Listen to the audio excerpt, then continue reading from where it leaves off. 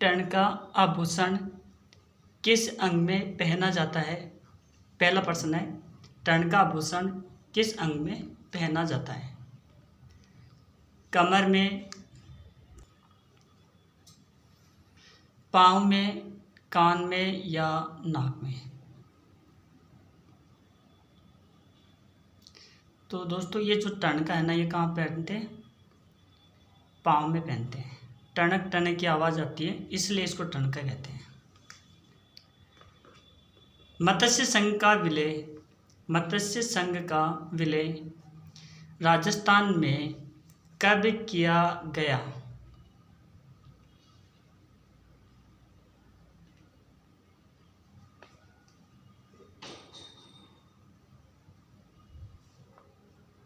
पंद्रह मई 1949 को। 15 मई 1949 को।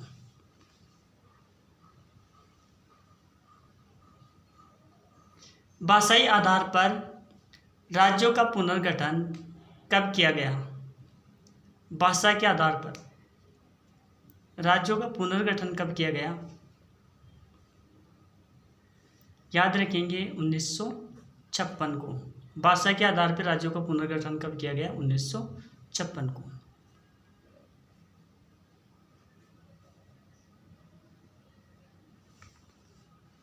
राजस्थान में एक ही आंदोलन का सूत्रपात किसने किया? राजस्थान में एक ही आंदोलन का सूत्रपात किसने किया?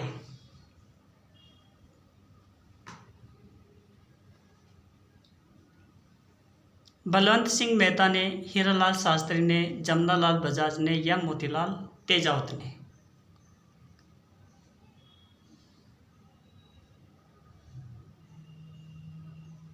उत्तर आएगा मोतीलाल तेजावत। एक ही आंदोलन, मोती एक ही पर्याप्त है, ऐसे याद रख लेना।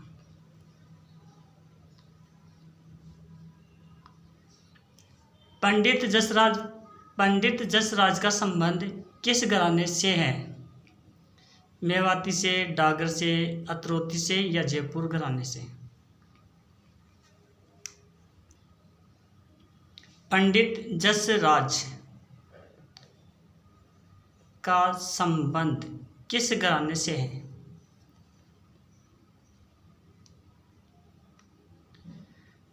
तो इसका उत्तर आएगा मेवाती घराने से। राजू को कितना भी मेवा खिला दो कोई जस नहीं देगा। राजू को कितना भी मेवा खिला दो कोई जस नहीं देता। ऐसे आप इस ट्रिक से आप याद कर सकते हैं। अगला प्रश्न देख लीजिए। कमल से भरे सरोवर किस शैली की विशेषता है? कमल से भरे सरोवर किस शैली की विशेषता है?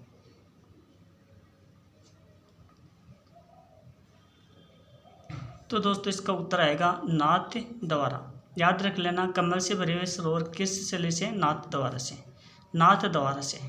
कमल से भरे सरोवर किस शैली से की विशेषता है? नाथ द्वारा की। बारडोली के मंदिर किस शैली में है? बारडोली के मंदिर किस शैली में है? नागर शैली में है। कौन सी शैली में? नागर से। कैसे याद रखोगे? बारडोली नगर। बारडोली नगर। नागर से बन गया नगर। बारडोली नगर। ऐसे याद कर लो इसको, बारडोली नगर से। बीजिया क्या है? ओढ़नी, गोटे के फूल, आभूषण या वाद्य यंत्र है? बीजिया क्या होता है? दोस्तों जो ओढ़नी होती है ना, उस ओढ़नी के ऊपर गोटे के फूल लगाए जाते हैं, उनको क्या कहते हैं? बीजिया। तो इसको याद कैसे करना है मैं आपको बताता हूँ। गोटे के फूल, पहले की जो लड़कियाँ होती थी ना, वो गोटे के फूल लगाने में क्या रहती थी? बिजी रहती थी। क्या रहती थी? बिजी। किसमें, गोटे के फूल लगाने में बिजी रहती थी। ऐसे याद कर लो, गोटे के फूल लगाने में बिजी रहती थी, आपको ऑटोमेटिकली याद आ जाएगा एग्जाम में। बीजिया क्या है, अगर ये प्रश्न आता है तो इसका आ जाएगा गोटे के फूल। गोटे के फूलों को बीजिया कहते हैं, लेकिन ट्रिक से आप इसको याद कर सकते हैं, ज़्यादा दिमाग पे जोर देने की आवश्यकता नहीं है। बीजिया का मतलब गोटे के फूल। पहले की जो औरतें होती थी या लड़कियां होती थी वो गोटे के फूल लगाने में क्या रहती थी, बिजी रहती थी। ऐसे याद कर लो। रमकड़ा, रमकड़ा उद्योग के लिए प्रसिद्ध है। रमकड़ा उद्योग के लिए प्रसिद्ध है। ब्यावर, प्रतापगढ़, गलियाकोट या मांगरोल, क्या आएगा आंसर?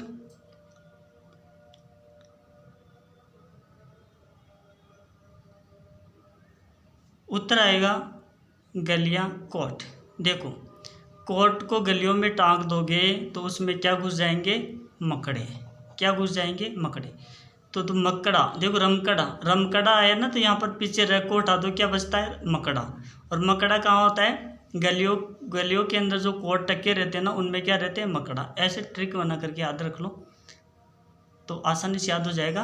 रमकड़ा उद्योग किसके लिए प्रसिद्ध है, रमकड़ा उद्योग के लिए प्रसिद्ध क्या है, गलियाकोट। रमकड़ा उद्योग के लिए क्या प्रसिद्ध है, गलियाकोट। तो ट्रिक से आपको अपने आप ऑटोमेटिकली याद आ जाएगा। अगला प्रश्न देखिए, यह भी आसानी से याद हो जाएगा, ट्रिक से बताऊंगा मैं आपको। कुवलय माला ग्रंथ की रचना किसने की? कुवलय माला ग्रंथ की रचना किसने की? उद्योतन सूरी, बांकीदास, नयनचंद्र और पद्मनाभ है।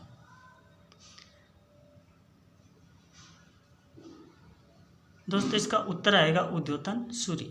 सूरी का मतलब होता है सूर, सूर का मतलब देवता, सूर का मतलब देवता। देवताओं के तन के ऊपर क्या होती है, माला होती है। देवताओं के तन के ऊपर क्या होती है, माला। ठीक है, देखो माला को बांकीदास तो इसका कोई कनेक्शन नहीं बन रहा। नैन आंखों के ऊपर माला को कभी कोई थोड़ी टांगते हैं, आंखों के ऊपर से माला लगा दें, ऐसे थोड़ी ना होता है। और जैसे पद्म का मतलब होता है पैर, है ना, तो पैरों के अंदर माला थोड़ी पहनते हैं। माला कहाँ पहनते हैं, तन के ऊपर पहनते हैं। और कौन पहनता है, देवता होते हैं ना, सूर यानी देवता, और तन यानी शरीर। तो देवता अपने शरीर के ऊपर यानी सिर के ऊपर, वो गले के ऊपर, है ना, क्या पहनते हैं, माला। देवताओं के तन के ऊपर क्या शोभा देती है, माला शोभा देती है। तो ये ट्रिक है, इस ट्रिक से आप याद कर लेना। तो दोस्तों मैंने आपको ये 10 क्वेश्चन थे, इनको ट्रिक से बताया। तो कॉन्फर्म में अगर एग्जाम में आएगा ना, तो डेफिनेटली ये जो ट्रिक है ना, आपको ऑटोमेटिक याद आ जाएगी। एक बार फिर से मैं रिवाइज करा देता हूँ आपको, ताकि आपके दिमाग में और अच्छी से समझ में आ जाए। पहला, कुवलय माला, तो माला कहाँ पहनते हैं, देवता तन पे पहनते हैं।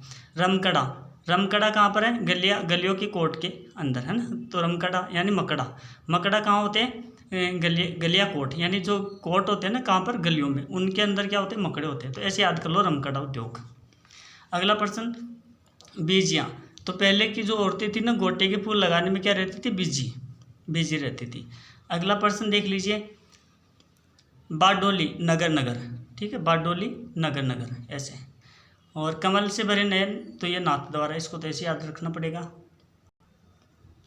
टणक पाँव के अंदर जो पहनने जाती थी, उन टणक की आवाज़ आती थी, उनको टणका बोलते हैं। मत्स्य संघ 15 मई 1949 को, ऐसे याद रख लो।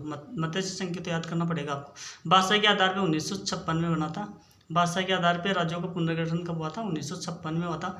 राजस्थान एक ही आंदोलन का सूत्रपात किसने किया, तो ये मोतीलाल तेजावत ने। पंडित जसराज का संबंध किस घराने से है, तो देखो राज यानी कोई लड़का है, उसको कितना भी मेवा खिला दो कोई जश्न नहीं देगा, तो मेवाती घराने से संबंधित है। से आप इसको ट्रिक से याद कर लो। यानी जब भी जसराज आ जाए ना, जसराज, तो वहाँ पर क्या आएगा, मेवाती राज घराना। ठीक है, पंडित जसराज किससे घराने से संबंधित है, मेवाती घराने से संबंधित है। उम्मीद करता हूँ आपको दोस्तों ये वीडियो अच्छा लगा होगा। मिलते हैं नेक्स्ट वीडियो में, लेकिन इससे पहले मैं आपसे एक नेक्स्ट क्वेश्चन रखता हूँ, इसका आंसर आपको कमेंट बॉक्स में लिखना है। तो दोस्तों ये क्वेश्चन है आपके लिए, कनक सागर नाम से प्रसिद्ध झील कौन सी है।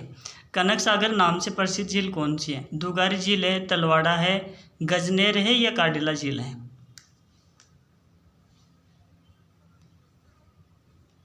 और दूसरे क्वेश्चन को भी आंसर बता सकते हो, तलवाड़ा झील किस नदी के जल से भरती है? दूसरा प्रश्न है आज का, तलवाड़ा झील किस नदी के जल से भरती है? कमेंट बॉक्स में आंसर लिखिए, अगर आपको आता है तो लिख दीजिए। मिलते हैं नेक्स्ट वीडियो में, तब तक के लिए धन्यवाद।